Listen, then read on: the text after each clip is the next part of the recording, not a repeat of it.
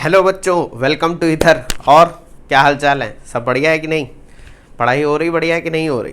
आज बच्चों जो बेसिक मैथमेटिक्स में हम पढ़ने वाले हैं, इसका शायद इंतज़ार आप बहुत दिन से कर रहे हो। इंतज़ार मतलब आपने पढ़ा तो हर जगह होगा। ये टॉपिक है कैलकुलस। कैलकुलस एकदम नया टॉपिक, क्योंकि हाई स्कूल तक कैलकुलस आपने पढ़ भी नहीं रखी है। मतलब ये वो टॉपिक है जो आप जो है अपने आप से कहते होगे शायद, मेरे ख्याल से बचपन से, कि बड़े होके मैं कैलकुलस पढ़ूंगा। मजाक कर रहे हैं। देखो, ये टॉपिक इसलिए इम्पोर्टेंट है क्योंकि जब से कैलकुलस का इजाद हुआ है, न्यूटन सर ने कैलकुलस डेवलप करी। ठीक है, इसमें एक कंट्रोवर्सी भी है, मैं लेक्चर के बीच में बताऊंगा आपको, थोड़ा इंटरेस्टिंग है वो कहानी सुनना। तो हम लोग कैलकुलस में क्या क्या पढ़ेंगे? सबसे पहले आज के लेक्चर में हम पढ़ने वाले हैं लिमिट, फंक्शन और कॉन्टिन्यूटी। ये थोड़ा जानेंगे, फिर हम जाएंगे डिफरेंशिएशन और इंटीग्रेशन पे, क्योंकि मेन अल्टीमेट एम आपका यही है कि आप डिफरेंशिएशन और इंटीग्रेशन जानें। ठीक है बच्चों, तो देखते हैं क्या पढ़ेंगे। पहले बच्चों हम लोग पढ़ेंगे कि कैलकुलस है क्या। भाई जानो तो ये कैलकुलस, ये क्या, किस चिड़िया का नाम है। फिर दूसरा functions, limit and continuity, differentiation and its application, integration and its application. ठीक है, अब बच्चों पहले तो यही देख लेते हैं कि कैलकुलस होती क्या है। ठीक है, फंक्शंस पे जाने से पहले मैं यहीं पे समझा देता हूँ। देखो, कैलकुलस एक वो ब्रांच ऑफ मैथमेटिक्स है जो कि रेट की स्टडी करती है, रेट ऑफ चेंज की स्टडी, यानी कि बदलाव कितनी तेज़ी से हो रहा है। जैसे मैं आपसे कहूँ, जैसे आप बोलते नहीं हो कि स्पीड, मेरी बाइक की स्पीड 40 किलोमीटर पर आवर है या 60 किलोमीटर पर आवर है, या आप कहते हो कि मेरी बाइक का जो पिकअप है वो 5 सेकेंड्स में 40 किलोमीटर पर आवर की स्पीड ले लेता है। तो इसका मतलब आप एक्सेलरेशन कहीं ना कहीं बता रहे हो कि बाइक आपकी कितनी तेज़ी से स्पीड पिकअप कर रही है। तो ये सब आप कैसे बता पा रहे हो? ये आप इसलिए बता पा रहे हो क्योंकि आप कंपेयर कर पा रहे हो कि भाई अभी स्पीड 0 थी, 5 सेकेंड बाद या 10 सेकेंड बाद स्पीड इतनी हो गई। तो चेंज जो दिखा आपको, चेंज जो दिखा 40 किलोमीटर पर आवर का, वो कितने टाइम में दिखा? 5 सेकेंड में। तो आपको अगर मैं कहूँ कि rate of change of speed या वेलोसिटी दिखाओ, तो आप क्या कहोगे? 40 माइनस 0/5, 5 सेकेंड में, 5 सेकेंड में। जैसे कि एक बहुत अच्छा एग्जाम्पल है बच्चों, कि आपके घर में, जैसे कि आपने देखा होगा बच्चों, दूध वाला आता है, ठीक है, दूध देने। तो क्या करता है, जैसे मान लो आप 1 लीटर दूध उससे लेते हो, मिल्क लेते हो, वो क्या करेगा, उसके पास ऐसा एक मेजरिंग पेन होता है ऐसा करके, और उसमें वो मान लो ½ लीटर का है। तो वो क्या करता है, ½ लीटर मिल्क इसमें पहले पोर करेगा, डाल देगा, फिर ½ लीटर डालेगा और पूरा 1 लीटर हो जाएगा। लेकिन आपने ध्यान दिया होगा कि वो आखिरी में थोड़ा सा एक्स्ट्रा, ऐसे लगता है कि वो आपके ऊपर एहसान कर रहा है, वो इतना सा मिल्क आप डाल देगा। वो क्यों डालता है? वो बच्चों इसलिए डालता है क्योंकि उसको पता है कि ये एरर है, ये हो सकता है कम या ज़्यादा हो, ज़्यादा तो नहीं होगा, कम ही हो सकता है।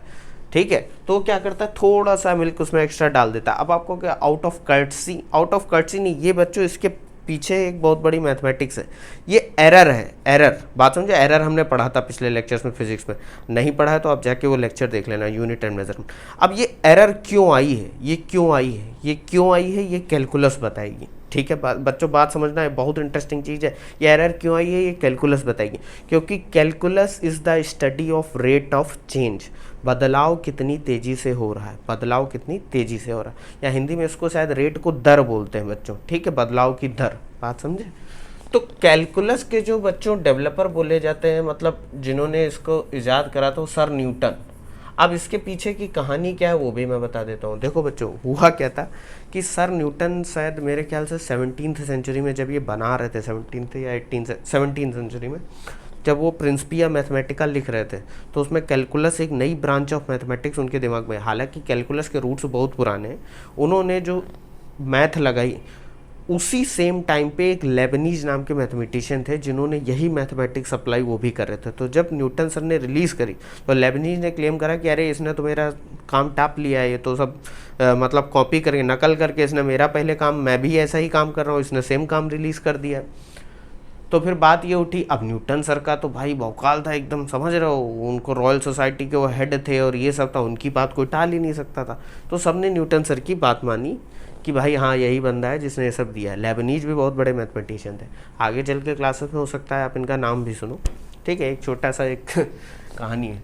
तो बच्चों पहले हम लोग पढ़ते हैं फंक्शंस के बारे में। देखो, इतना कहानी जान के, कैलकुलस रेट की स्टडी है, बस इतना अभी बेसिक टर्म जानते हैं।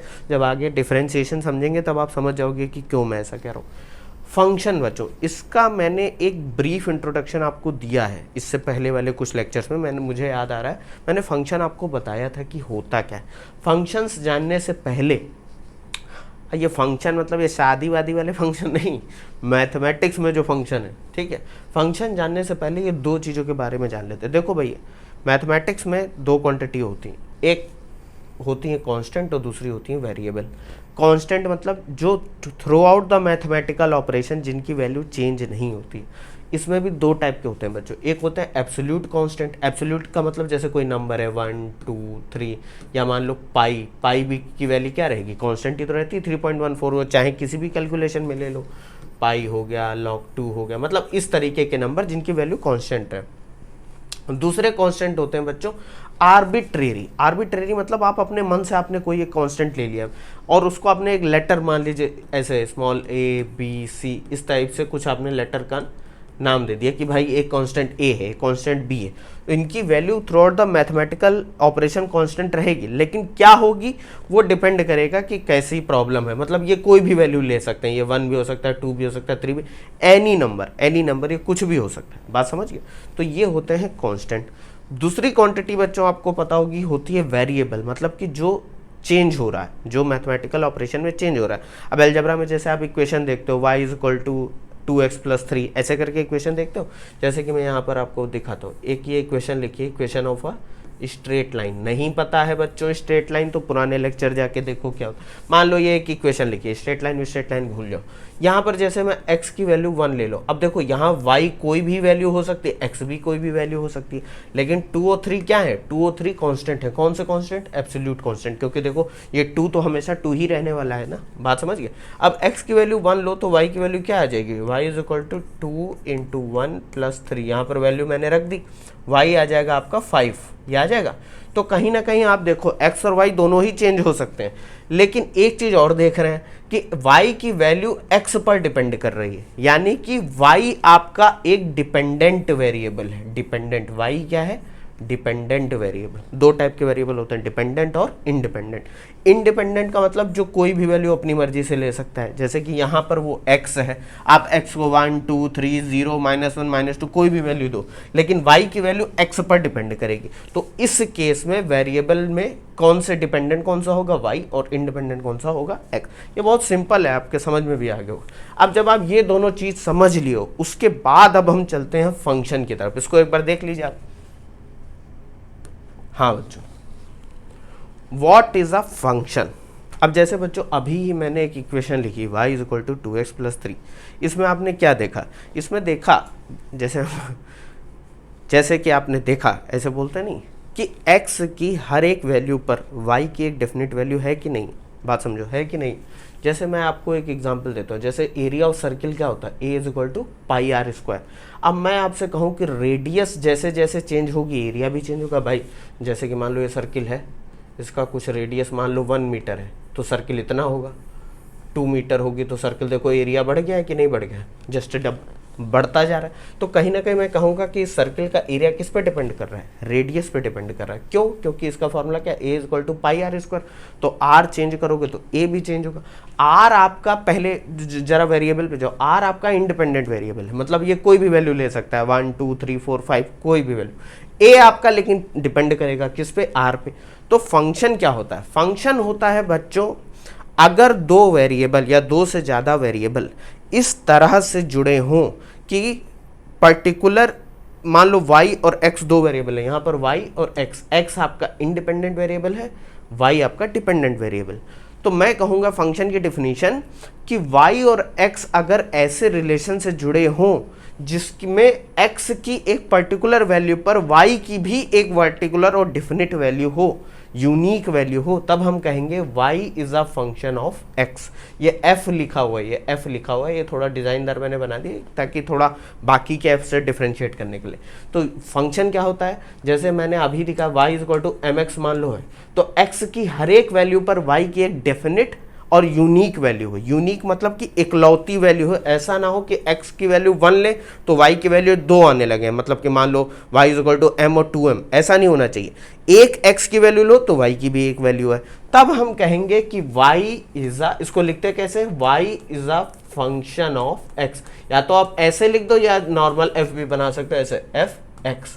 एफ एक्स का मतलब फंक्शन ऑफ एक्स, यानी कि वाई की वैल्यू डिपेंड कर रही है एक्स पे। ये होती है बच्चों फंक्शन की डेफिनेशन। इसको थोड़ा अंग्रेजी में भी जान लेते हैं। If two variables y and x are related by a relation f such that for each and every value of x there exists a unique and definite value of y, then we can say that y is a function of x। बहुत simple है, बात समझ गए। अब बच्चों एक चीज और देखो, y is equal to under root x, ये एक फंक्शन है कि नहीं है, मतलब y फंक्शन x का है कि नहीं। अब आप सोचोगे सर बिल्कुल है, देखो x पे डिपेंड कर रहा है, लेकिन देखो यहाँ पर एक झोल है। क्या झोल है? अगर मान लो x की वैल्यू 4 लो तो y क्या आ जाएगा? अंडर रूट में 4, और अंडर रूट में कोई भी वैल्यू बाहर आती है तो प्लस माइनस होता है। रूट ऑफ 4 क्या होता है? 2। तो देखो y की x की एक वैल्यू पर दो वैल्यू हो सकती है, एक तो +2 और एक -2। अब देखो ये फंक्शन नहीं कहलाएगा, हम लोग नॉर्मल भाषा में बोल जरूर इसको देते हैं जल्दी जल्दी में, y is a function of x, depend तो कर रहा है, लेकिन यहां पर फंक्शन को हम बोलते हैं relation. y x is related to y by a relation, not a function. Because क्यों? क्योंकि x की एक वैल्यू पर यहाँ y की एक डिफिनिट वैल्यू नहीं है, दो वैल्यू आ रही है, देखो है कि नहीं। तो ये फंक्शन ना होकर हम इसको रिलेशन बोलते हैं। क्या बोलते हैं बच्चों? रिलेशन। अभी के लेवल पे हम बस इतना जान लेंगे कि भाई ये फंक्शन ही है। जहाँ कोई इक्वेशन लिखी देख लो जिसमें y या y यहाँ पर ले लिया, z भी हो सकता है, कोई भी वेरिएबल हो सकता है। बात समझ में आ रही कि नहीं? तो ये हो गया फंक्शन। अब यहाँ पर दो छोटी छोटी चीज़ें और इसमें होती, मैं इनके बारे में ज़्यादा नहीं बताऊँगा, बस ताकि आप नाम देख के डर मत जाओ। या आपने नाम सुना भी होगा, डोमेन। डोमेन क्या होता है बच्चों? देखो जैसे y x का फंक्शन है, यानी x की जितनी वैल्यूज होंगी y की भी कुछ ना कुछ वैल्यूज होंगी उनके करस्पॉन्डिंग। मतलब x1 लोगे तो हो सकता है y 1 आए 2 आए, डिपेंड करता है कि फंक्शन कैसा है। जैसे y is equal to 2x, ये एक रिलेशन लिखा है। अब x1 लेंगे तो y 2 आ जाएगा, x2 लेंगे तो y 4 आ जाएगा। बात समझ रहे हो कि नहीं? तो जितनी भी x की वैल्यूज हैं उनका एक सेट ले लो। अब कहोगे सर सेट क्या होता है? सेट मतलब कलेक्शन, ग्रुप। आप x की उन सभी वैल्यूज का ग्रुप जिनके लिए y की एक डेफिनेट वैल्यू एग्जिस्ट करती है उसको डोमेन बोलते हैं। Set of all values of x for which y is unique and f is defined. Unique का मतलब होता है बच्चों इकलौती वैल्यू, और f का मतलब होता है फंक्शन। f डिफाइन भी हो, ऐसा ना हो कि कोई ये ऐसा रिलेशन हो जिसमें कि फंक्शन डिफाइन ही ना हो। ये मैं ज़्यादा नहीं बताऊंगा, मतलब x की सारी वैल्यू का ग्रुप ले लो। जैसे मैं कह दूँ x 1 से 10 वेरी कर रहा है, 1 से 10, तो ये जितनी भी वैल्यू है 2 3 4 5 6 अप टू कब तक? 9 तक, ये सारा जो ग्रुप है, ये सेट जो है, ये डोमेन बोला जाएगा।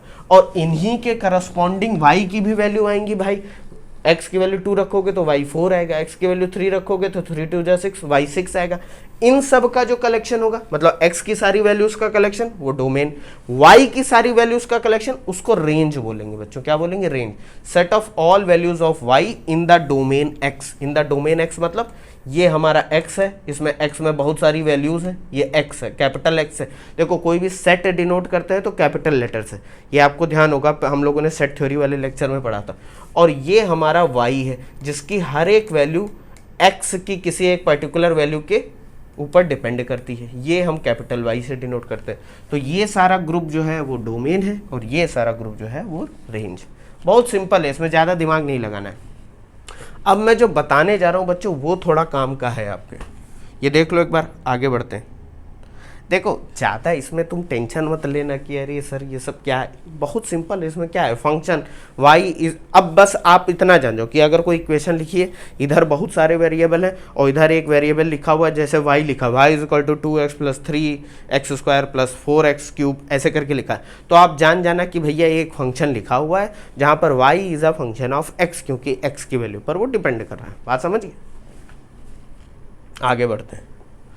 अब बच्चों बात आती है, ये जो मैं मेन बताना चाहता था वो ये है काइंड्स ऑफ फंक्शन, मतलब फंक्शन कितने तरीके के होते हैं। बहुत तरीके के फंक्शन होते हैं, लेकिन अभी हम अपने लेवल पे बस कुछ फंक्शंस के बारे में जान लेंगे। पहला क्या है? Single variable function. Single variable function, ये मैंने शॉर्ट फॉर्म में लिख दिया है, फंक्शन c पावर n, वो मतलब समझ जाओ। y is a function of x। अब देखो यहाँ पर ये जो इंडिपेंडेंट वेरिएबल है, इंडिपेंडेंट यानी कि y की वैल्यू सिर्फ एक ही वेरिएबल पे डिपेंड कर रही है जो कि x है, इसलिए इसको बोलते हैं सिंगल वेरिएबल फंक्शन।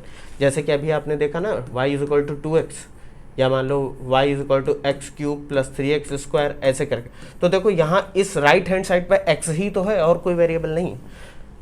उसी तरह दूसरा क्या है, multi variable function. Multi variable यानी कि जो एलएचएस में जो आपका डिपेंडेंट वेरिएबल है वो एक से ज़्यादा वेरिएबल पे डिपेंड कर रहा है। देखो जैसे यहाँ u आपका एक वेरिएबल है, कौन सा वेरिएबल है, डिपेंडेंट, जो जिसकी वैल्यू डिपेंड कर रही है। वो किस पे डिपेंड कर रही है, is a function of x comma y, यानी x का भी फंक्शन है और y का भी फंक्शन है।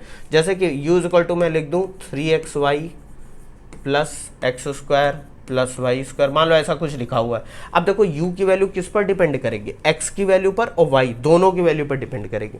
तो ये हो गया मल्टी वेरिएबल। यहाँ 3 भी हो सकते हैं, मान लो x y z 3 है तो इस राइट हैंड साइड पर कहीं ना कहीं 3 वेरिएबल आएंगे। बात समझ रहे हो कि नहीं, ये बहुत सिंपल सा है, ये देख लिया आपने। आगे बढ़ते हैं, एक्सप्लिसिट फंक्शन। अब आप देखो बच्चों, सिर्फ नाम भयानक हो जाने से कोई कॉन्सेप्ट भयानक नहीं हो जाता, मतलब डरावना कि आप देख के डर जाओ रहे ये सब क्या है। बहुत सिंपल है। एक्सप्लिसिट फंक्शन मतलब कि जिनको एक्सप्रेस करा जा सके। जैसे आप डिपेंडेंट वेरिएबल यानी कि y, अब मैं जब भी डिपेंडेंट इंडिपेंडेंट बोलूँ अपने दिमाग में बस एक छोटा सा चीज़ बैठा लो, डिपेंडेंट यानी कि मैं यहाँ पर y की बात कर रहा हूँ और इंडिपेंडेंट यानी कि x की बात कर रहा हूँ।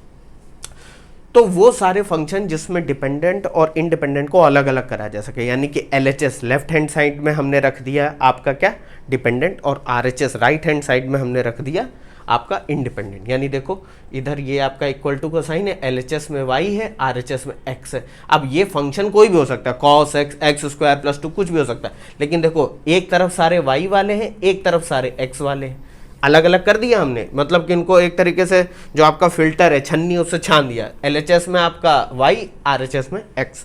लेकिन इम्प्लिसिट फंक्शन क्या होते हैं, जिनमें आप अलग अलग नहीं कर पाओगे, कोशिश करोगे तो बहुत कठिन होगा, मतलब सामने से देख के आप नहीं करोगे। तरीके होते हैं इनको अलग करने के, लेकिन एक बेसिक डिफिनीशन ये है कि आप डायरेक्ट इनको अलग अलग नहीं कर पाओगे। जैसे यही बच्चों फंक्शन देख लो, X square plus Y square minus X Y. अब आप सोचो कि सिर्फ इक्वल टू के एक तरफ एक्स वाले आ जाएं और एक तरफ वाई वाले चले जाएं, आप करने की कोशिश करो तो मान लो जैसे कि मेरा दिमाग आता तो मैं क्या करता, इसमें मान लो वाई कॉमन ले लेता, तो ये क्या बचता अंदर, y minus x is equal to 0। अब मैं मान लो कि इसमें थोड़ा और ट्राई करता कि भाई इसको उधर ले जाता, तो ये जो होता माइनस का वाई ब्रैकेट में वाई माइनस एक्स। अब मैं खुश हो जाता कि अरे अलग अलग तो हो गया है, कहाँ से अलग हो गया है, मान लो इसको नीचे ले आओ, तो ये देखो इधर वाई आ रहा है लेकिन इधर भी तो वाई आ रहा है, वाई दोनों साइड आ रहा है, तो ये कहाँ से अलग होगा। आप इसमें एक्स कॉमन ले लो, मान लो इन दोनों को एक साथ, कुल मिला के हम इक्वल टू के एक साइड x और एक साइड पूरे y को नहीं ले जा पा रहे, इसलिए ये इम्प्लिसिट फंक्शन है, क्योंकि हम x और y को अलग अलग नहीं कर पा रहे। बात समझ गए, ये बहुत सिंपल सा कॉन्सेप्ट है, देख लो इसको। आगे बढ़ते हैं, इवन फंक्शन। बच्चों ये दो चीज़ें जो हैं ये कहीं लिख लेना और ये बच्चों अपने दिमाग में रखना, ये बहुत ज़रूरी है, ये काम आएगा। अभी तक जितना कहानी पढ़ रहे हो वो भले काम ना है, ये काम आएगा। और मैं मजाक नहीं कर रहा हूँ, ये सब देख के मैं तोते उड़ जाते थे, ये है क्या ये सब। क्योंकि देखो बच्चों होता क्या है, जब हम पढ़ाई कर रहे होते हैं, जैसे अभी मैं बहुत आसानी से आपसे बोले दे रहा हूँ कि ये पढ़ लो, अरे ये तो बहुत सिंपल, मैं समझ रहा हूँ, मैं भी आपकी स्टेज पर रहा हूँ, जो चीज़ें मैं सिंपल बोल रहा हूँ हो सकता है आपको लगे कि बहुत कॉम्प्लिकेटेड है, वो होता है। लेकिन टाइम के साथ आपको अगर दिमाग में किसी टीचर ने ये चीज़ बता दी है तो वो टाइम के साथ आपको अपने आप समझ में आ जाती है। इवन फंक्शन और ऑड फंक्शन ये कोई बहुत कठिन चीज़ नहीं, बहुत सिंपल सी चीज़ है। क्या है, जैसे एक इवन फंक्शन, इवन कब होता है कोई भी फंक्शन, जब f of minus x is equal to F x. अब कहोगे सर ये क्या लिख दिया आपने, इसका मतलब है बच्चों कि मान लो y एक फंक्शन ऑफ x है और अगर हम x में x की जगह माइनस एक्स रख दें, मतलब y की x की जगह माइनस एक्स रख दें, तो जो वैल्यू सॉल्व होकर आए वो भी fx के बराबर हो। तब आप कहोगे सर इसका मतलब क्या है। अब जरा यहाँ से समझ लेते हैं।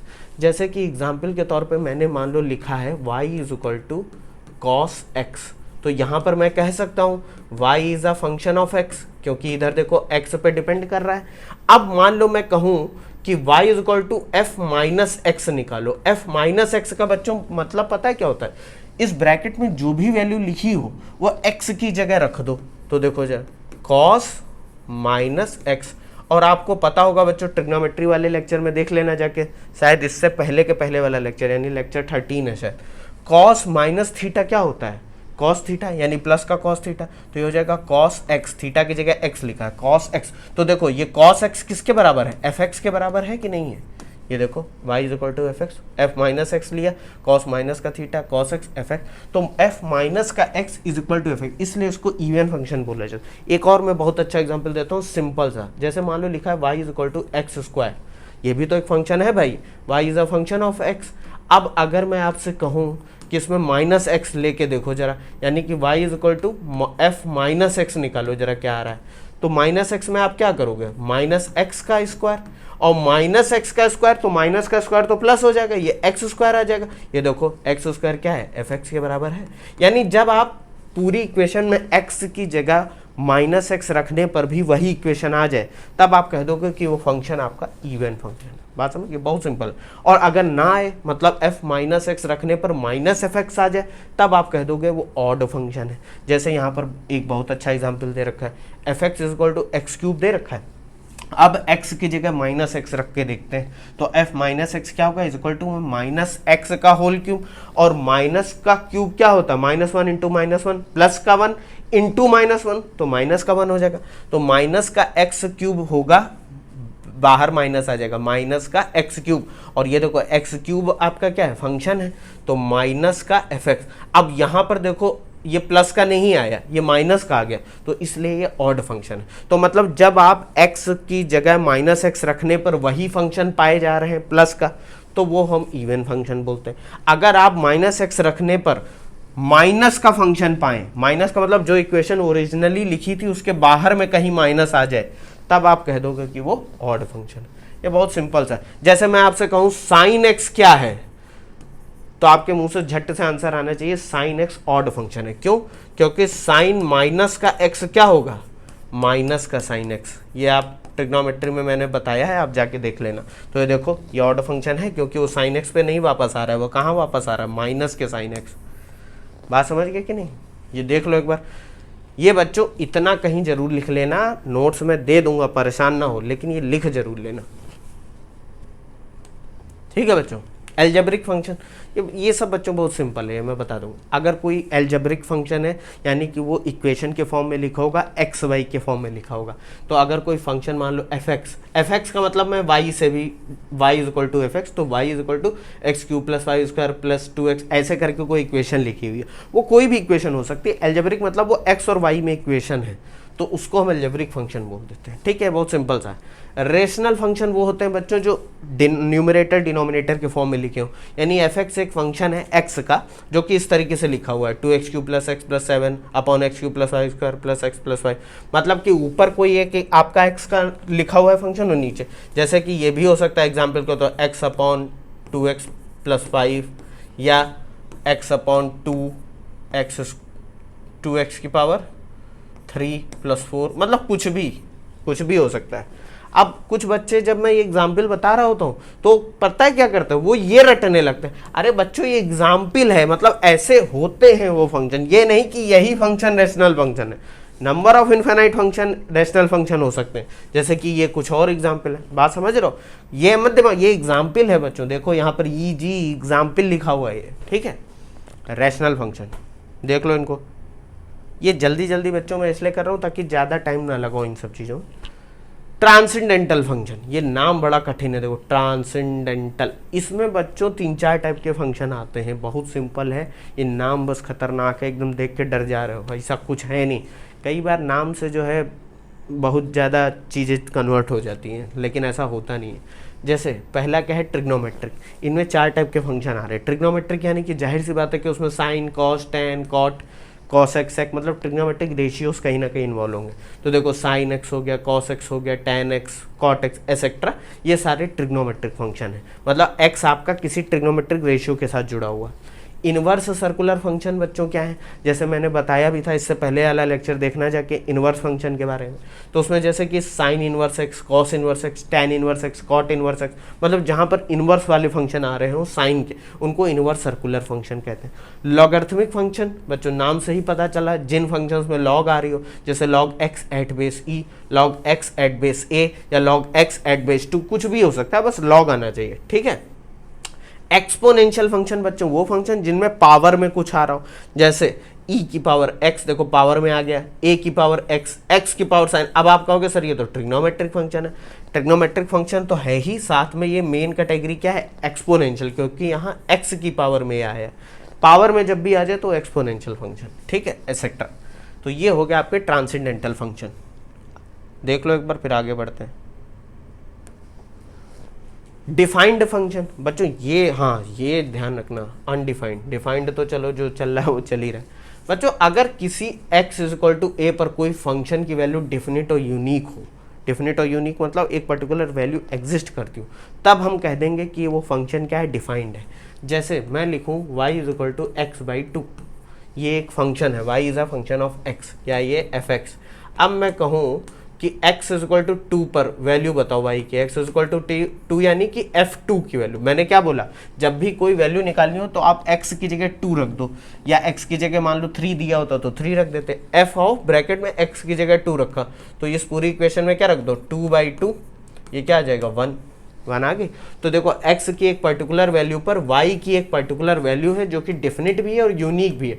डेफिनेट यानी कि वो एक नंबर है, पर्टिकुलर नंबर, यूनिक यानी वो इकलौती वैल्यू है, ऐसा नहीं कि 2-4 वैल्यू आ रही, तब हम उसको डिफाइंड फंक्शन बोलते हैं। अब आप कहोगे सर डिफाइंड तो समझ में आ गया, ये अनडिफाइंड क्या होता है। देखो बच्चों अनडिफाइंड फंक्शन ये होते हैं, इन पर एक पूरी कहानी है बच्चों, कैलकुलस इन पर बहुत ज़्यादा डिपेंड करती है, मैं बताऊँगा अभी क्यों।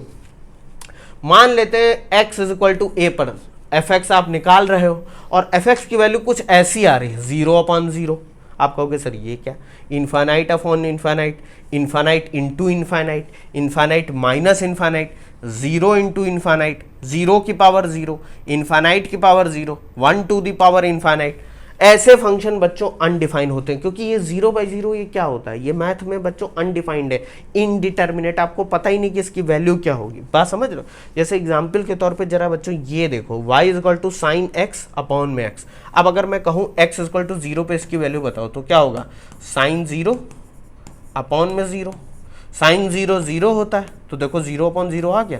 अब ये वैल्यू बच्चों डिफाइंड नहीं है, ये कोई नंबर ही नहीं है, कोई नंबर आ रहा होता, रेशियो आ रहा होता तब तो ठीक था, ये क्या है 0/0 इन्फिनिट, ये सब एब्सर्ड टाइप की वैल्यूज हैं, अनडिफाइंड फंक्शन इनको बोलते हैं। इनको सॉल्व करने के लिए एक पूरी अलग मैथमेटिक्स है जिसको लिमिट्स बोलते हैं, वो अभी हम पढ़ेंगे आगे चल, इसको देख लो एक बार फिर आगे बढ़ते हैं।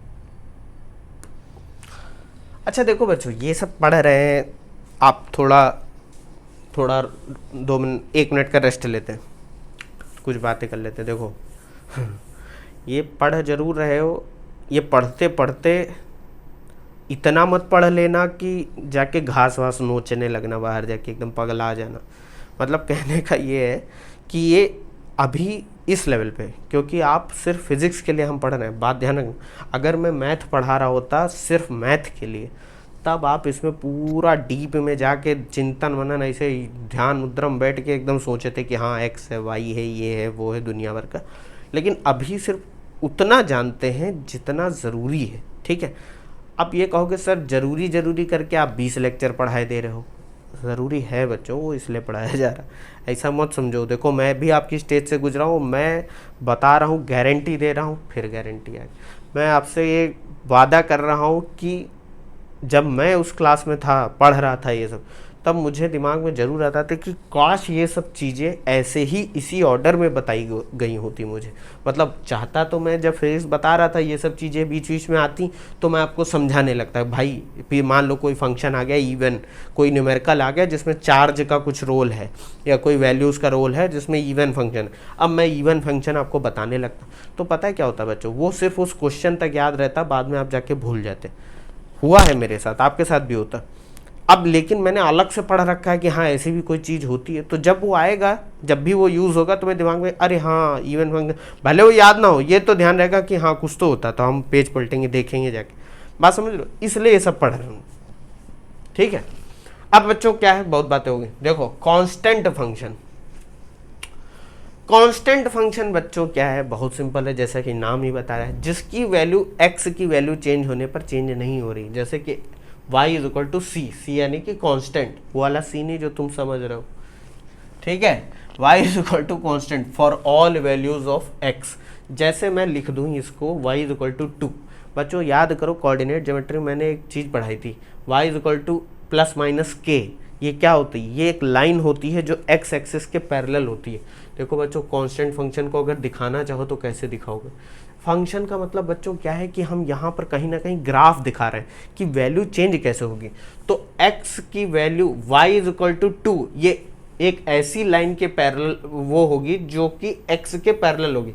ये देखो y इज इक्वल टू 2, ये मान लो कहीं 1 है, ये है 2, तो y इज इक्वल टू 2 ये पॉइंट है। अब इस इक्वेशन का मतलब है y इज इक्वल टू 2 का मतलब है एक लाइन जो कि x एक्सिस के पैरेलल है। तो देखो x की वैल्यू जब 1 हो रही है तब भी y की वैल्यू 2 है, x की वैल्यू 2 हो रही है तब भी y की वैल्यू 2 है, 3 हो रही है तब भी y की वैल्यू 2, मतलब x बदल रहा है लेकिन y नहीं बदल रहा है। बात समझ गए। इस तरीके की जो फंक्शन होते हैं उनको कांस्टेंट फंक्शन। अब आप कहोगे सर फंक्शन क्या है, तो वैल्यू है, वही बात है। ये कांस्टेंट फंक्शन इसलिए बोल दिया क्योंकि आप इनको ग्राफ पे दिखा पा रहे हो। बात समझ रहे हो कि नहीं। ये देख लो बच्चों पीरियोडिक फंक्शन, ये अभी मैं आपको थोड़ा आपका टेस्ट लूँगा क्योंकि इस पर मैंने बात मैं पहले भी कर चुका हूँ, अभी भी कर रहा हूँ। पीरियोडिक फंक्शन बच्चों वो होते हैं जो एक पर्टिकुलर वैल्यू के बाद अपने आप को रिपीट करते हैं। जैसे फंक्शन की वैल्यू x प्लस के पर fx के बराबर होगी। मान लो कोई फंक्शन है fx जिसकी वैल्यू x प्लस के, मान लो x की वैल्यू 2 है और हम कहें कि x की वैल्यू 4 पर वो फंक्शन की वैल्यू सेम है। जैसे ऐसा कहूँ मैं आपसे f4 is equal to f2, इसका मतलब क्या समझ रहे हो आप, थोड़ा दिमाग लगाओ कि ये जो फंक्शन है इसकी वैल्यू 2 पर जो है वही वैल्यू f4 पर है। यानी कि ये मैं 4 को 2 प्लस 2 लिख सकता हूँ, यही तो f2। अगर ये x होता तो ये देखो x प्लस के, अब मैं कहूँ कि f6 पर जो फंक्शन की वैल्यू है वो भी 2 के बराबर है, तो मैं इसको क्या लिख लेता 2 प्लस 4। तो कहीं ना कहीं मैं ये कहता ना कि एक डेफिनिट टाइम के बाद या डेफिनिट x की वैल्यू के बाद fx रिपीट हो रहा है। इसका एक बहुत अच्छा एग्जाम्पल देता हूँ। जैसे बच्चों हम लोगों ने y is equal to sine x का ग्राफ पढ़ा था, पढ़ा था y is equal to sine x है। अब जरा y इसकी वैल्यू 2 पाई पे निकालते हैं, k इज इक्वल टू 2 पाई ले लेते हैं, मतलब ये वाली इक्वेशन में। तो fx तो आपका साइन एक्स है कि नहीं है, f x plus 2 pi, x plus 2 pi का मतलब साइन ब्रैकेट में x प्लस 2 पाई। इसको ऐसे भी तो लिख सकते हो sine 2 pi plus x, sine 2 pi, 2 pi का मतलब साइन 360 डिग्री। अब बच्चों आपको ध्यान होगा साइन 360 प्लस थीटा कितना होगा, जरा दिमाग लगाओ। मैंने आपको बताया था ये x और y ये 4 क्वाड्रेंट है, फर्स्ट सेकंड थर्ड फोर्थ, और मैंने आपको ये भी बताया था कि जब वैल्यू 180 और 360 होगी तो रेशियो नहीं चेंज होगा। बस ये देख लेना है कि क्या ये जो x है ये पॉजिटिव होगा कि negative. All should take coffee. अब यहाँ 360 तो ये पूरा सर्किल बन गया, प्लस x यानी कि पहले क्वाड्रेंट में कहीं जा रहा है तो साइन पॉजिटिव होगा, तो ये हो जाएगा साइन x, यानी साइन 2 पाई प्लस x या 360 प्लस x क्या होगा 360 प्लस थीटा साइन थीटा। तो देखो जरा y is equal to sine x और y is equal to sine x plus 2 pi, ये बराबर आ रहे हैं, बराबर आ रहे हैं। यानी हम कह सकते हैं कि ये साइन x का पीरियड 2 पाई है। पीरियड 2 पाई का मतलब 2 पाई टाइम के बाद 2 पाई x की वैल्यू जब 2 पाई और जोड़ दो तो वो सेम आने लग रही है। k को हम पीरियड बोलते हैं, पीरियड ऑफ fx, मतलब कि इस वैल्यू के बाद fx रिपीट होने लगेगा। इसका बच्चों में थोड़ा यहाँ पर हौच-पौच हो गया है, मैं आपको एक एग्जाम्पल कर्व के रूप में दिखा देता हूँ, तब आप थोड़ा ज़्यादा समझ जाओगे। जैसे कि साइन कर्व बच्चों ऐसा होता है कि नहीं होता है, या आप नहीं पता है तो जाके देख जरूर लेना, मैं फिर से बता दे रहा हूँ। ये x, ये y, ये 0। अब देखो बच्चों ये y is equal to sine x का कर्व है, x की वैल्यू 0 पर y की वैल्यू देखो 0 है, x की वैल्यू पाई बाई 2 या कह दो 90 पर y की वैल्यू क्या है 1, साइन 90 1 होता है। x की वैल्यू 0, ये पाई पर पाई बाई 2 जोड़ते जाओ, 0 pi by 2 plus pi by 2 तो पाई हो जाएगा, इसकी वैल्यू फिर से 0 हो। और याद करो साइन 180 डिग्री या साइन पाई की वैल्यू क्या होती है 0। साइन कोई भी पाई हो, 1 पाई 2 पाई 3 पाई 4 पाई वो सब क्या होंगे 0। उसी तरह फिर पाई बाई 2 जोड़ा तो 3 पाई बाई 2, 3 पाई बाई 2 का मतलब क्या होगा, ये पाई प्लस 3 पाई बाई 2 ये 270। साइन 270 की वैल्यू क्या हो जाएगी -1। तो देखो ये देखो -1 आ रहा है, ठीक है। ये पाई 180 प्लस इसमें हमने कितना जोड़ दिया है 3 पाई बाई 2 कितना होगा 3 इंटू 180/2 करके देख लेते हैं 90, ये 270। देखो 270 डिग्री आ रहा है, तो ये देखो -1 वैल्यू आ गई। और अब देखो जरा बच्चों, अब मैंने यहाँ पर फिर से पाई बाई 2 जोड़ दिया तो ये 2 पाई हो गया, यहाँ पर फिर से वैल्यू 0 होगी। अब आप कहोगे सर आपने कहा कि इसका पीरियड 2 पाई है, यानी 2 पाई के बाद x की वैल्यू 2 पाई के बाद y की वैल्यू सेम हो जाएगी, लेकिन सेम तो यहाँ पर भी हो रही है। देखो ये 0 ये 0 ये 0 बच्चों सेम हो रही है, लेकिन जरा इस कर्व को देखो, ये कर्व यहाँ से आने के बाद ऐसा नहीं है कि ये ऐसे ही बन गया, ये नीचे आ गया। अब इसके आगे जब इसको बनाओगे, मतलब ये कर्व अगर 2 पाई से आगे बढ़ाओगे तब जाके कहीं ये फिर से रिपीट होगा इसके बाद ऐसे। तो देखो ये कर्व ऐसा, इतना कर्व पे ध्यान दो, ये रिपीट कहाँ से हो रहा है इस पॉइंट के बाद, ये देखो रिपीट हो रहा है कि नहीं हो रहा है। तो हम कह देंगे कि ये जो वैल्यू है ये 2 पाई, ये पीरियड है। पीरियड यानी कि इतनी ही वैल्यू के बाद हर 2 पाई के बाद वो रिपीट होगा। ये भी 2 पाई हो गई इसका इंटरवल, इसके आगे जो भी होंगे वो भी 2 पाई 2 पाई 2 पाई होते। हाँ समझ गए, ये पीरियोडिक फंक्शन का एक एग्जाम्पल है, ये कोई बहुत ज़्यादा कॉम्प्लिकेटेड चीज़ नहीं है। ये बच्चों एक छोटा सा और देख लेते हैं, क्या है फंक्शन ऑफ अ फंक्शन। मतलब एक वैल्यू जिस पर कोई चीज़ डिपेंड कर रही थी, हमने तीसरी वैल्यू ले ली, वो उस पर डिपेंड कर रही है। यानी y is a function of a function, g भी एक फंक्शन है। देखो फंक्शन को बच्चों जनरली स्मॉल लेटर से दिखाया जाता है, एफ जी फाई साई कोई भी। मतलब यहाँ पर देखो f एक फंक्शन, ब्रैकेट में बड़े ब्रैकेट में gx भी एक फंक्शन है। जैसे इसका एग्जाम्पल ले लेते हैं, जैसे gx एक x का फंक्शन है। देखो जब भी मैं फंक्शन बोलूँ बस ये समझ जाना कोई ना कोई इक्वेशन होगी जिसमें x आ रहा होगा। तो gx एक इक्वेशन लिखिए x² + 2, यानी gx एक फंक्शन है x² + 2। और मैंने कहा y एक ऐसा फंक्शन है जो कि gx² + 2gx, यानी कि gx की जगह क्या रख देंगे x² + 2, इसका स्क्वायर प्लस 2 ब्रैकेट में gx की वैल्यू रख दो ये x² + 2। तो हम कह देंगे x² y की वैल्यू x² + 2 पे तो डिपेंड कर ही रही है, साथ में x पर भी तो डिपेंड कर रही है। देखो ये पूरी इक्वेशन हम डायरेक्टली बोल सकते हैं y is some function of x। अब आप कहोगे सर ये क्या बना दिया, देखो अलग अलग वैल्यू है तो अलग अलग फंक्शन देना पड़ेगा। gx यानी कि एक अलग फंक्शन जो कि x² + 2 है। f ऑफ gx मतलब कि ये वाला फंक्शन, ये gx का whole square plus 2gx। y is a function of x, मैं इसलिए बोल रहा हूँ क्योंकि देखो यहाँ पर x का तो आ ही रहा है, तो अल्टीमेटली हम यही तो कह सकते हैं कि y x का कोई एक फंक्शन है, लेकिन वो क्या होगा, वो होगा फंक्शन ऑफ अ फंक्शन। जैसे मैं आपसे बहुत एक, अगर ये कंफ्यूज कर रहा है तो मैं आपको एक बहुत सिंपल चीज़ बता देता हूँ, तब आप कंफ्यूज नहीं होंगे। जैसे मैं बताता हूँ, जैसे ये लिखा है बच्चों y = fx x² + sin x sin x, मान लो x sin x ये लिखा हुआ। अब मैं आपसे कह दूं y = फंक्शन ऑफ fx, ये निकालो जहां पर g है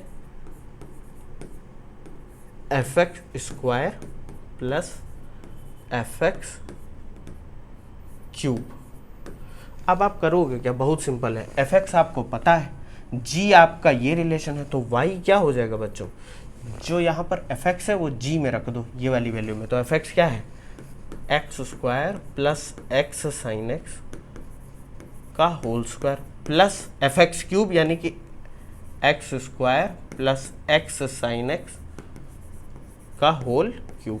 बात समझ रहे हो, बहुत सिंपल है कि भाई कोई fx x पे डिपेंड कर रहा है और y fx पर डिपेंड कर रहा है, कोई एक रिलेशन g से। बात समझ।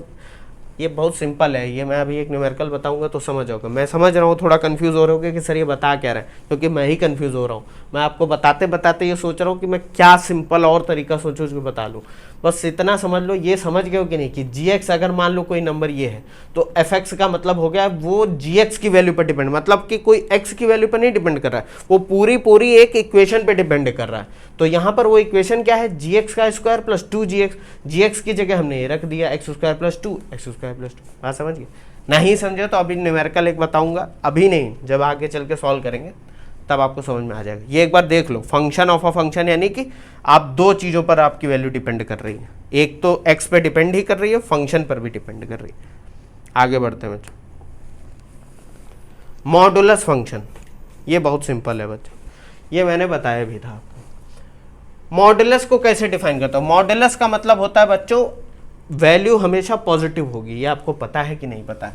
y is equal to F x क्या है, यानी यहाँ पर y is equal to F x, जहाँ पर एफ एक्स आपका मॉड एक्स है। मॉड एक्स की डिफिनीशन क्या होती है? अब आप कहोगे सर ये सब क्या लिखा है, बहुत सिंपल लिखा है बच्चों। मॉड एक्स की डिफिनीशन होती है कि वो उसकी वैल्यू x होगी जब x ग्रेटर देन और इक्वल टू 0 होगा, उसकी वैल्यू माइनस x होगी जब x लेस देन 0 होगा। अब मैं आपको एक ग्राफ बनाता हूँ, उससे समझा देता हूँ। क्या?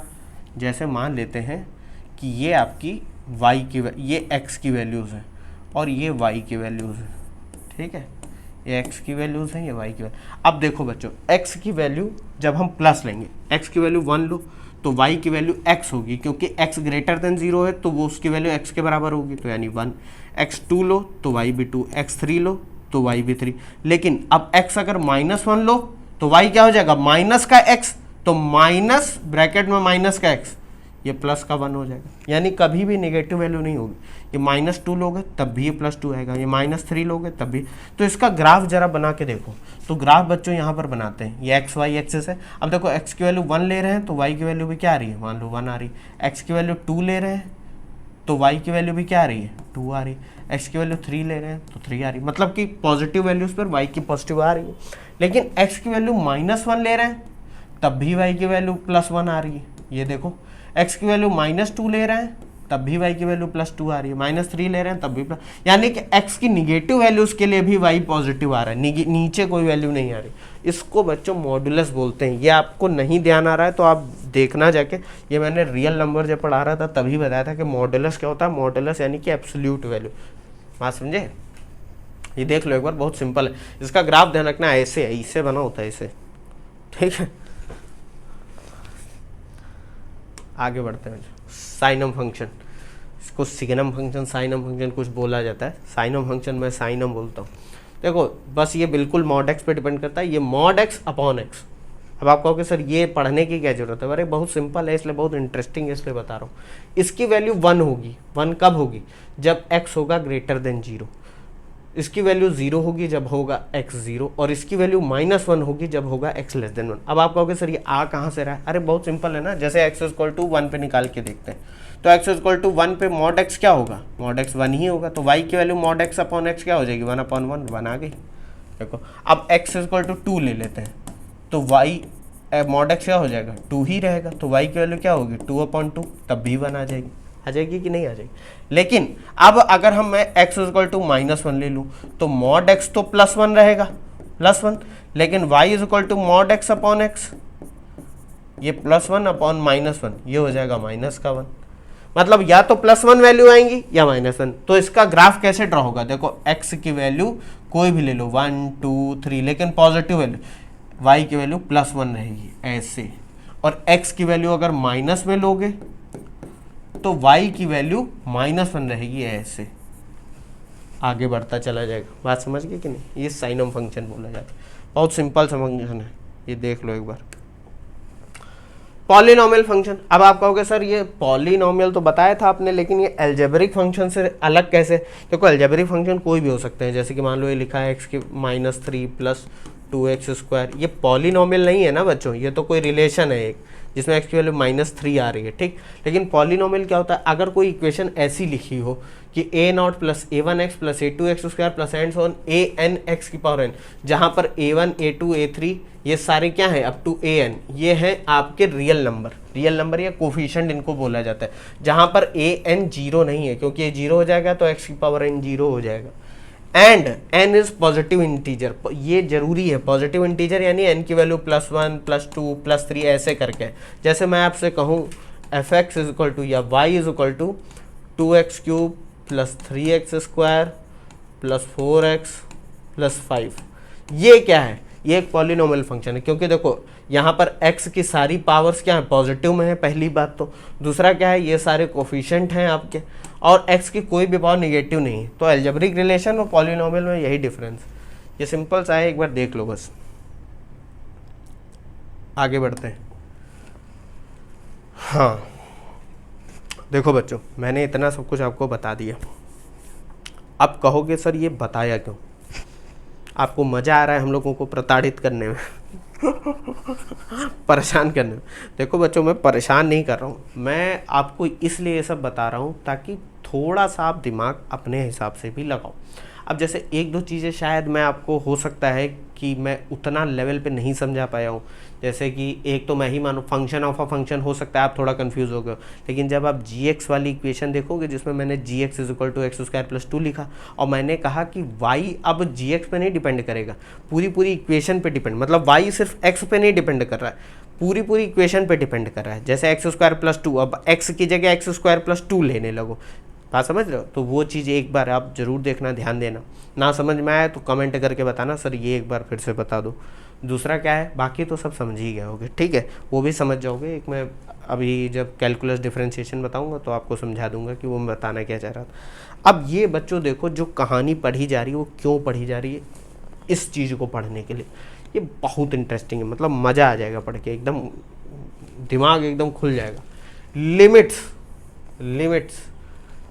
लिमिट्स का सीमा, लिमिट को क्या बोलते हैं, हाँ जो भी कहते हो, ठीक है। बहुत सिंपल है, बस थोड़ा सा दिमाग आपको मेरे साथ लगाना पड़ेगा। क्या है कि मान ले x is equal to a पर हमको कोई फंक्शन f(x) की वैल्यू निकालनी हो, जैसे मैंने अभी अनडिफाइंड फंक्शन बताया था। Let's say at x is equal to f a, we have to find क्या, फाइंड f(x) कोई फंक्शन होगा, मुझे नहीं पता वो क्या होगा, लेकिन कोई फंक्शन होगा, और मुझे उसकी value x is equal to a पे निकालनी, यानी कि fa पता करना है। fa x की जगह a रख देना है, और वो वैल्यू आने लगे 0/0, infinite upon infinite, infinite into infinite, infinite minus infinite, 0 into infinite, 0 की पावर 0, 1 की पावर इन्फाइनाइट, इन्फाइनाइट की पावर 0, यानी कि कुछ ऐसी वैल्यूज, एब्सर्ड वैल्यूज आने लगे, या जिनको हम अनडिफाइंड बोलते हैं। तब करोगे क्या, देखो मैथमेटिशियंस के पास ये प्रॉब्लम आई तो उन्होंने ऐसा नहीं, जैसे हमारे पास कोई दिक्कतें आती हैं या तो हम छोड़ के भाग जाएं उसको, ये बहुत बड़ा ज्ञान की बात कर रहा हूँ मैं, बहुत बड़ा ज्ञान दे रहा हूँ, कि या तो उन दिक्कतों को छोड़ के चले जाओ या तो उनका सामना करो। सामना करने के लिए देखो, एक होता है सीधा तरीका, एक होता है थोड़ा सा ऐसे, थोड़ा सा डाइवर्ट, जैसे नहीं होता है उंगली टेढ़ी करके घी निकालना, वही वाली बात है यहाँ पर, कि भैया x is equal to a पे तो वैल्यू नहीं आ रही है, बहुत अजीब वैल्यू आ रही है जो हमारे काम की नहीं। जैसे एक एग्जाम्पल लेते हैं, y इज इक्वल टू एक इक्वेशन या फंक्शन लिखा हुआ है x³ minus a³ upon x square minus a square, इसकी वैल्यू जरा x is equal to a पे निकाल के देखो क्या होगी। तो ये हो जाएगा a³ minus a³ upon a square minus a square, ये ऊपर भी 0 हो जाएगा, नीचे भी 0, 0/0 आ रहा है। तो ये तो मेरे काम ही की नहीं रहेगी, लेकिन इसका हमको कहीं ना कहीं यूज़ करना है। अब एज अ मैथमेटिशियन हम बड़े परेशान हैं कि करें तो करें क्या, x is equal to a पर तो ये वैल्यू आ ही नहीं रही। तो बच्चों हमने एक दिमाग लगाया, बहुत अच्छा दिमाग लगाया, कि मान लो वो a होता 2, मान लो a एक वैल्यू है 2, हमको किसी रिलेशन की वैल्यू, फंक्शन की वैल्यू 2 पे निकालनी, और जिस पे निकालने पर ऐसी कुछ अजीब सी चीज़ें आ रही हैं, 0/0, इन्फाइनाइट। तो मैथमेटिशियंस ने दिमाग लगाया, क्यों ना हम a इज इक्वल टू 2 पर ना निकाल के 2 के करीब कोई एक वैल्यू पे निकालने, कोई ज़रूरी है हम 2 पर ही निकालें, मतलब 2 से बहुत कोई छोटी वैल्यू अगर उसमें जोड़ के निकालें, यानी 2 से कुछ ज़्यादा वैल्यू या कुछ कम, कुछ ये बहुत छोटा होता है, बहुत छोटा। जैसे a2 है तो हम क्यों ना a2 2.0000000000000000001 पे निकाले वैल्यू, बात समझो, तब ये वैल्यू एग्जैक्ट 0/0 नहीं आएगी भाई। क्यों? क्योंकि a तो अब यहाँ पर a है ही नहीं ना, वो तो कुछ वैल्यू चेंज हो गई। बात समझ रहे हो कि नहीं? यहाँ a मैंने लिख दिया x = 2 पे मान लो वैल्यू निकाल, तो अब हम 2 पे ना वैल्यू निकालें, हम 2 से कुछ ज़्यादा पर या 2 से कुछ कम पर, वो कुछ बहुत छोटा होता है, बहुत छोटा। ये देख रहे हो 0.000000001। इस केस में बच्चों हम बोलते हैं कि हम निकाल रहे हैं लिमिट। लिमिट यानी कि value of a function at x = very close to a पे नहीं, वेरी क्लोज टू a। जैसे बच्चों ये मैं आपको एक ग्राफ पे दिखाता हूं तो आपको ज़्यादा समझ में आएगा। जैसे मान लो ये x एक्सिस है, ये y एक्सिस है, ये कोई फंक्शन है, मान लो कोई एक फंक्शन है और उसकी x = 2 पे, x = a हम यहाँ पर ले रहे हैं ना, x = a पे डिफाइन कर, उस पे वैल्यू यहाँ पर कुछ डिफाइन नहीं हो रही है, तो हम एक काम कर सकते हैं। मान लो a की तरफ हम इधर से जा रहे हो, मतलब हम a प्लस डेल जहाँ पर कोई बहुत छोटी क्वांटिटी, यानी कि समझ रहे हो, अगर a 2 है तो जो डेल होगा वो क्या होगा, 0.00000000000 जितने जीरो हो पाओ 1। बात समझ गए? इतना डिफरेंस।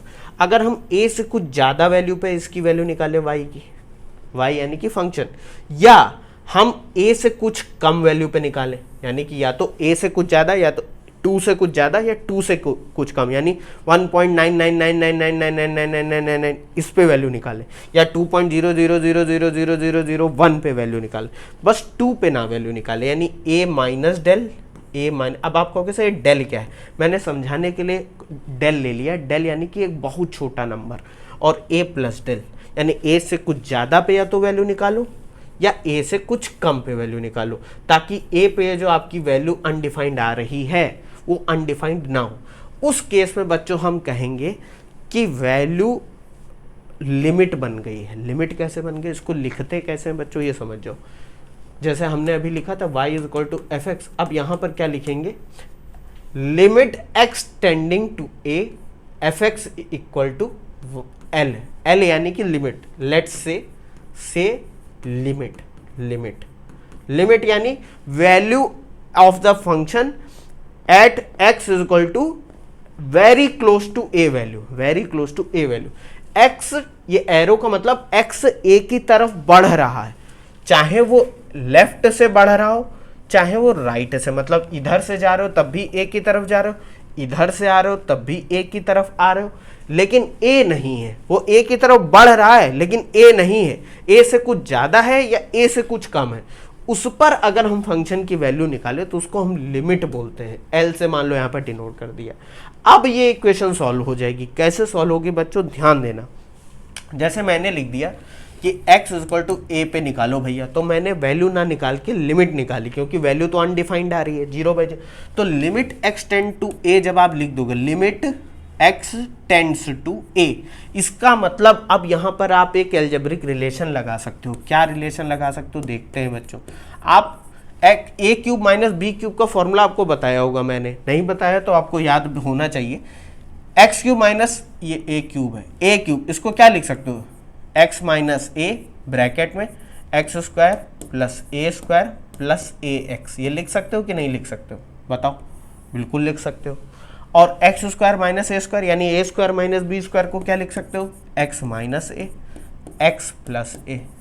अब देखो ये कैंसिल आउट हो जाएंगे, बचेगा क्या, limit x tends to a, x² + a² + ax upon a + x। अब यहाँ पर बच्चों x की जगह a रख दो, अब a रख दो तो ये क्या हो जाएगा, a² + ax upon a into A, x की जगह a हो जाएगा ना, a + a, तो ये हो जाएगा बच्चों 3a² अपॉन 2a, तो ये हो जाएगा 3a/2, ये आ जाएगी वैल्यू।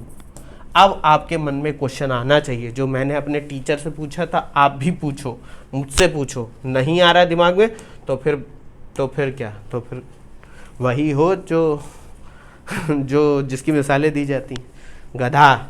सुनो क्या क्वेश्चन आना चाहिए, क्वेश्चन ये आना चाहिए कि सर जब आपने ये लिखा था X cube minus A cube upon X square minus A square, और आपको x इक्वल टू ए पे निकालनी थी वैल्यू। आप तभी क्यों नहीं इसको सॉल्व कर दिए, तभी आप इसको x माइनस ए और एक्स स्क्वायर ऐसे करके लिख लेते क्यों, ऐसे करके इसको कट कर देते और ये वैल्यू आ जाती,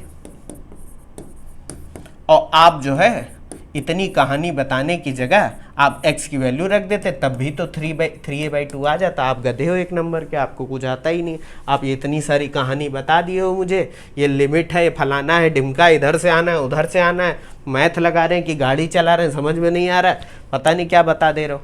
देखो बच्चों, यही तो गणित का खास बात है। आप ये फॉर्मूला लगाते कैसे यहाँ पर x इक्वल टू ए पे, जब आपको पता है कि a पर वैल्यू कुछ अजीब आ रही है।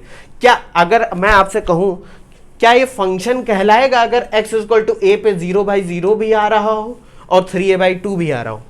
फंक्शन ही नहीं कहलाएगा बच्चों। बात समझो, मेरे चेहरे पे क्रोध मत देखो, मैं मतलब कि बताते बताते एक्साइट हो गया हूं। मैं बताना क्या चाह रहा हूं, फंक्शन की वैल्यू क्या थी कि x की वैल्यू पर, किसी एक वैल्यू पर y की एक डेफिनेट और यूनिक वैल्यू हो। लेकिन अगर a डायरेक्ट रख रहे हो तो 0/0 आ रहा है, a की वैल्यू ऐसे सॉल्व करके रख रहे हो तो 3a/2 आ रहा है। अरे ये कैसी भैया इक्वेशन लिखी है कि अलग अलग तरीके से सॉल्व कर रहे हो तो अलग अलग आ रहा है। अब 2 की वैल्य/, अलग जगह रखने पर क्या 4 और 5 हो जाती, 2 तो 2 ही रहता है ना, बात समझ रहे हो कि नहीं? तो यहां पर ये अलग अलग कैसे आ रहा है? जैसे मैं आपसे कह दूं y इक्वल टू x/2, तो x इक्वल टू 1 2 3 इन्फिनिटी, जो भी लेना हो ले लो, उसकी एक डेफिनेट वैल्यू आएगी कि नहीं आएगी? लेकिन यहां पर तो x की वैल्यू a अगर डायरेक्ट रख दो तो 0/0 आने लग रहा है, ऐसे सॉल्व करो तो 3a/2। तो कहीं ना कहीं x इक्वल टू a पे ये फंक्शन डिफाइन नहीं है बच्चों, इसीलिए तो इसको अनडिफाइंड बोल रहे हैं। अनडिफाइंड इसलिए क्योंकि डेफिनेट वैल्यू ही नहीं आ रही, कभी 0/0 आ रहा, कभी 3a/2। तो हम ऐसा ना करें कि a पर ना निकाल के कुछ वैल्यू ज्यादा है कुछ वैल्यू कम, यानी लिमिट निकाल लें। लिमिट यानी x टेंडिंग टू है, x a की तरफ बढ़ रहा है ना कि a है।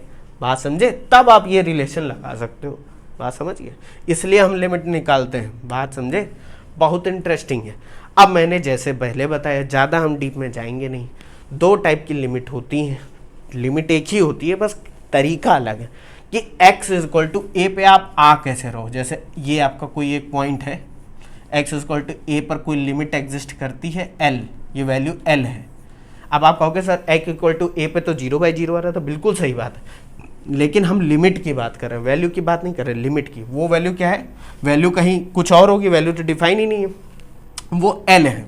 तो x इक्वल टू ए पे या तो हम x कुछ ज्यादा से आएंगे, यानी a की वैल्यू कुछ ज्यादा से इधर आ रहा है, x की तरफ बढ़ना है, a की तरफ बढ़ना है, तो या तो हम राइट से बढ़ेंगे a प्लस डेल यानी a से कुछ ज्यादा, या हम लेफ्ट से बढ़ेंगे। बात समझो, ये जा कैसे रहा है, x इक्वल टू a पे लेफ्ट से जा रहा है तो यानी a माइनस डेल, राइट से जा रहा है तो a प्लस डेल।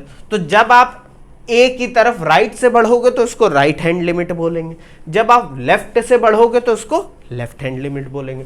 इसको लिखते कैसे हैं बच्चों, ये देख लो। मैं निकालना नहीं ज़्यादा बताऊंगा, निकालना तो आपको दिखाई दिया है, एक सिंपल सा एक रूल बता दूंगा, वो आपके काम आएगा।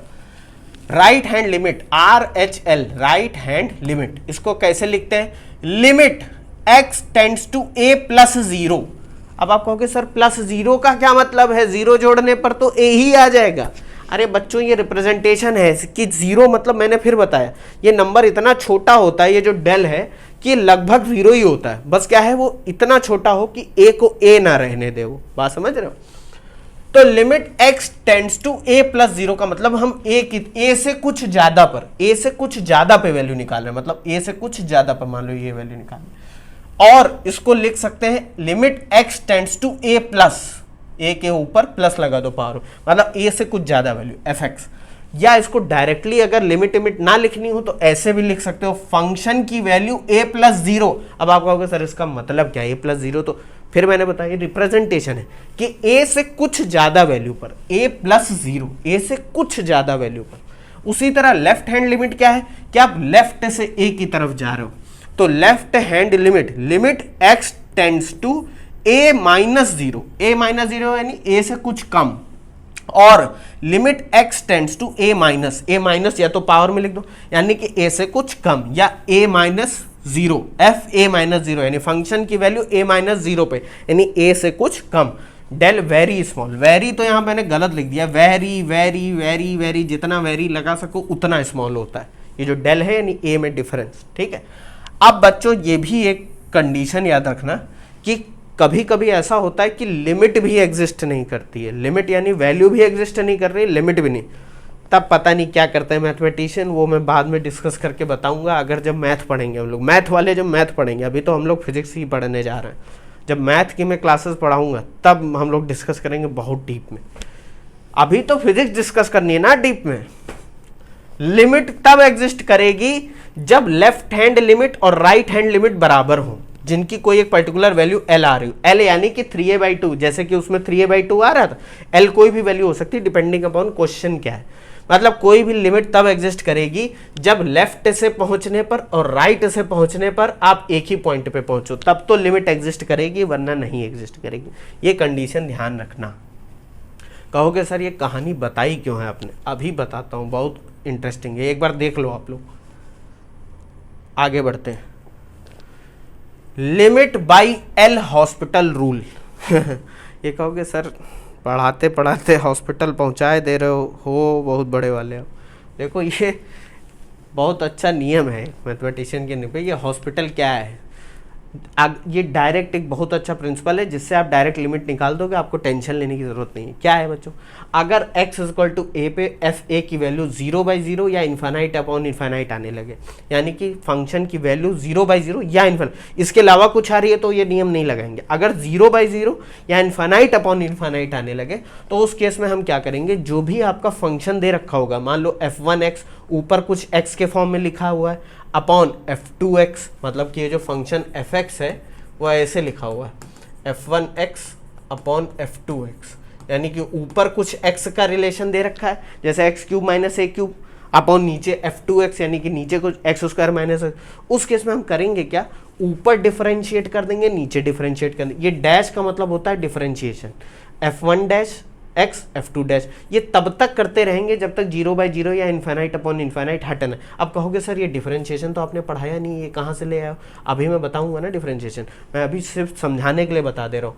Limit x tends to a, ये value is equal to limit x tends, मतलब इसका डिफरेंशिएशन करने के बाद भी ये बराबर में रहेगी, समझ रहे हो? अगर डिफरेंशिएट कर दोगे तो वैल्यू चेंज नहीं होगी।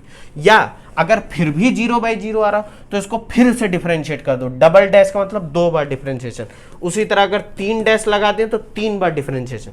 जैसे इसका एक एग्जांपल ले लेते हैं, जरा यहाँ पर देखो a रखने पर 0/0 आ रहा था, तो एल हॉस्पिटल रूल कहता है कि अगर मैं limit x tends to a रहने दो तो ये पूरी वैल्यू बराबर होगी अगर मैं ऊपर वाले और नीचे वाले का डिफरेंशिएशन कर दूं। तो x³ का बच्चों अभी आप बस दिमाग में याद रखो, डिफरेंशिएशन 3x² होता है।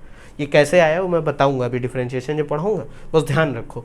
तो ये ऊपर हो जाएगा 3x² माइनस ए कांस्टेंट है, किसी भी कांस्टेंट का डिफरेंशिएशन 0 होता है तो ये 0 हो जाएगा। नीचे भी देखो x² का बच्चों डिफरेंशिएशन 2x होता है, ठीक है, ये मैं बता दूंगा अभी। तो ये 2x माइनस a², ए तो कांस्टेंट है 0, तो ये वैल्यू बराबर किसके हो गए, limit x tends to a 3x² upon 2x। अब देखो x से x कट गया, ये क्या बचा, limit x tends to a 3x/2। यहाँ पर a रख दो अब तो ये 3a/2 आ जाएगा। देखो डायरेक्ट आंसर आ गया।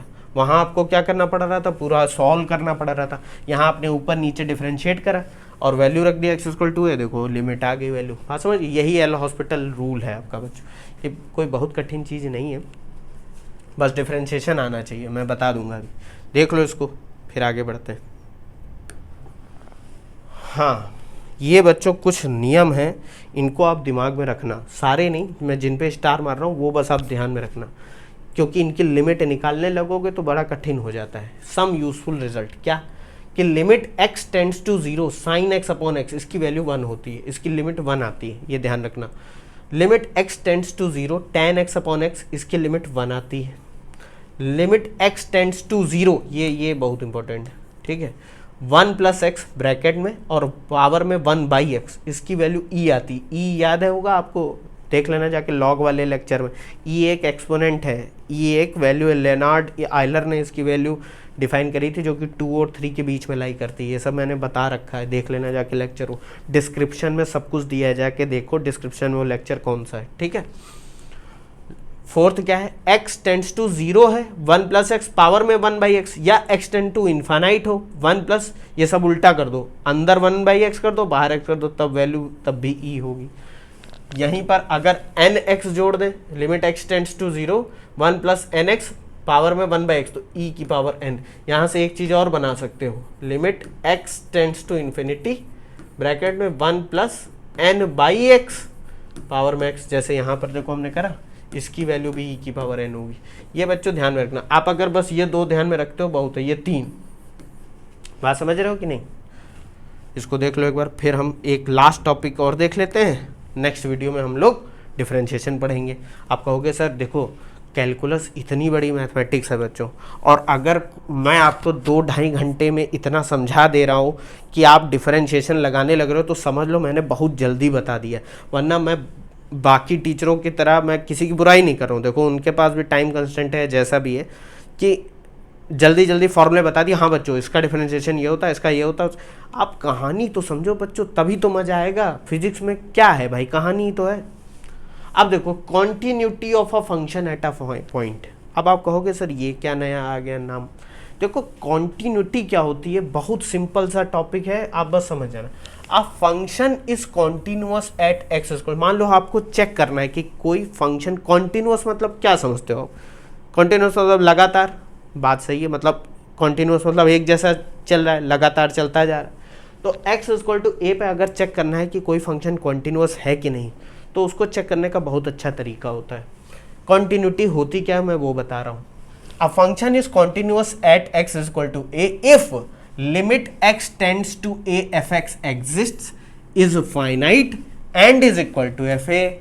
मतलब x की वैल्यू a पर फंक्शन की लिमिट भी एग्जिस्ट करती है, उसकी वैल्यू भी एग्जिस्ट करती है, दोनों फाइनाइट है। फाइनाइट मतलब ऐसा ना हो कि इन्फिनाइट में इन्फिनाइट आने लगे, और वो दोनों बराबर भी हैं। यानी कि कहने का मतलब एफ ए भी एग्जिस्ट करता है और limit x tends to a f x भी एग्जिस्ट करता है, और ये दोनों वैल्यू बराबर भी हैं, बराबर भी हैं।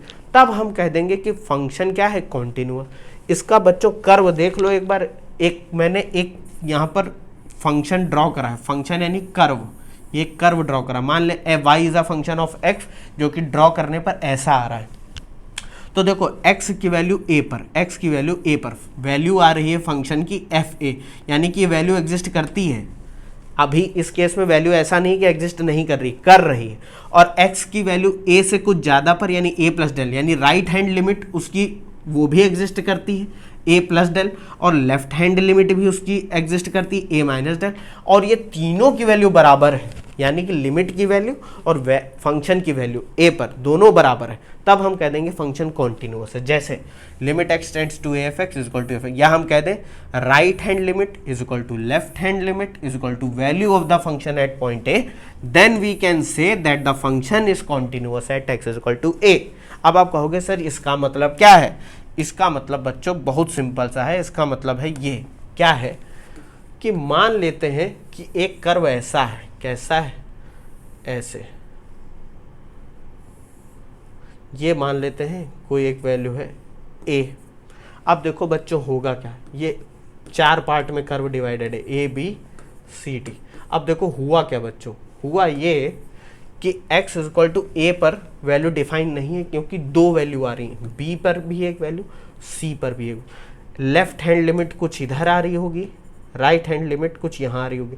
तो देखो लेफ्ट हैंड लिमिट और राइट हैंड लिमिट बराबर भी नहीं है, एक पर जो वैल्यू है वो भी अलग अलग आ रही है। फंक्शन बीच में टूट गया, डिसकॉन्टिन्यूअस हो गया। देखो बच्चों अगर इसको ध्यान से देखोगे तो ऐसा कुछ दिख रहा है, देखो ये बीच में टूट गया फंक्शन, ये कॉन्टिन्यूअस नहीं रह गया। तो ऐसे फंक्शन के साथ हम कुछ मैथमेटिकल ऑपरेशन हैं जो नहीं कर पाते हैं, यानी कि डिफरेंशिएशन नहीं कर पाएंगे। तो उस केस में बच्चों हमको पता होना चाहिए कि हम चेक कैसे करें कि किसी पर्टिकुलर पॉइंट पे, मान लो x इक्वल टू ए पे फंक्शन कॉन्टिन्यूअस है कि नहीं है। तो उसको चेक करने का सबसे सही तरीका है कि उस पॉइंट पर लिमिट निकालो, यानी लिमिट यानी x a की तरफ बढ़ रहा हो वो वैल्यू निकालो, और x की वैल्यू a पर निकालो, यानी वैल्यू भी निकालो, value of a function and limit of a function दोनों निकालो। अगर सब बराबर आ रही है तभी आप कहोगे कि ये डिसकॉन्टिन्यूअस नहीं, ये कॉन्टिन्यूअस। बात समझे, यानी कि फंक्शन, ये जो आपका कर्व है टूटा नहीं है, देखो यहाँ पर तो ब्रेक हो गया ना, डिसकॉन्टिन्यूअस हो गया। बात समझ रहे हो, देखो y इज इक्वल टू कुछ भी लिखा हो, मान लो ये x के फॉर्म में लिखा है x plus 2 plus 3 plus something कुछ भी लिखा है, तो इसको प्लॉट तो करा ही जा सकता है, कर्व तो बनाया ही जा सकता है कोई, ठीक है। इसको देख लो, आगे बढ़ते हैं, इसमें क्या देखोगे समझ ही गए हो। अब जैसे मान लो बच्चों, ये बहुत सिंपल से एक चीज़ थी, मैं उसी एग्जाम्पल को फिर से ले रहा हूँ। जैसे बच्चों एक ये हम लोगों ने एग्जाम्पल देखा था X cube minus A cube upon X square minus A square at X equal to A. हमको कॉन्टिन्यूटी चेक करनी कि क्या ये फंक्शन जो है एक्स इक्वल टू ए पे कॉन्टिन्यूअस है कि नहीं। आप सिंपली बोल दोगे कि नहीं है, क्योंकि आप सॉल्व कर चुके हो। क्यों? क्योंकि एक्स की value, x equal to A पे फंक्शन की वैल्यू निकालने पर 0/0 आ रही है, जो कि अनडिफाइंड वैल्यू है, अनडिफाइंड है पहली चीज। और दूसरा, लिमिट इसकी आ रही है 3a/2, तो लिमिट एग्जिस्ट कर रही है, लेकिन लिमिट वैल्यू ऑफ फंक्शन के बराबर नहीं है। So F x is discontinuous at X equal to A, यानी नॉट कॉन्टिन्यूअस है, कॉन्टिन्यूअस नहीं है, लिमिट और वैल्यू बराबर नहीं आ रही। बात समझ गए बच्चों? एक चीज यहां और ये देखो, जो बच्चों मैंने अभी बनाया था वो आपको दिखा रहा हूं कि ए पर पहुंचने पर एफ ए यानी वैल्यू ऑफ अ फंक्शन, और ए से कुछ ज़्यादा पर, यहाँ से राइट हैंड लिमिट दिखाई है, ये बराबर नहीं। अब आप कहोगे सर मान लो कोई एक साइड की लिमिट बराबर हो जाए, तो ऐसा हो ही नहीं सकता ना बच्चों। देखो मैंने क्या बताया, लिमिट एग्जिस्ट तभी करती है जब राइट हैंड लिमिट और लेफ्ट हैंड लिमिट दोनों बराबर हो।